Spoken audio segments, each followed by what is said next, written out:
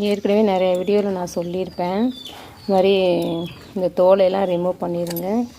இது வந்து வீட்டில் இருக்க டாக் தான் மோஸ்ட்லி நிறைய ஸ்கின் டிசீஸ் ஆகும். காலைல வேக போட்டு கொடுப்பாங்களா என்னென்னு தெரியல, கொடுக்கலாம் தப்பில்லை. ஆனால் இந்த தோலை வந்து ரிமூவ் பண்ணிடுங்க. தோலை ரிமூவ் பண்ணிவிட்டு அந்த சூப்பை வச்சு கொடுங்க, ரொம்ப நல்லது. இதை போட்டு கொடுத்தீங்கன்னா ஸ்கின் டிசீஸ் வரும். ஸ்கின் டிசீஸ் இருக்கிற பசங்களுக்கு இன்னும் அதிகமாக தான் ஆகும், சரியாகாது. நீங்கள் மாத்திரை மருந்து கொடுத்தாலும் சரியாகாது. இதை அப்படியே எடுத்து நான் என்ன பண்ணுவேன்னா காக்காய்களுக்கு வச்சு விட்ருவேன். எவ்வளோ கால் இருந்தாலும் இப்போ அதான் வேலை. அது கேட்டதுலேருந்து நான் அதை வைக்கிறது கிடையாது. இதனால் எதுவும் வருதா என்னென்னு எனக்கு தெரியல, நான் சொல்கிறாங்க. அதனால் இதை வைக்க வேண்டாம். எப்போ எங்கேயுமே தோல் வந்து ரிமூவ் பண்ண தான் செய்வாங்க.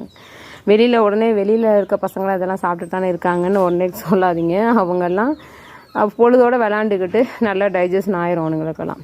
இவங்கெல்லாம் அப்படி கிடையாது. சும்மா ஒரு 3 சென்ட் 2 சென்ட்டில் சுற்றி தர பசங்க. அதனால் கொஞ்சம் ஜீரணம் ஆகிறது கம்மி தானே.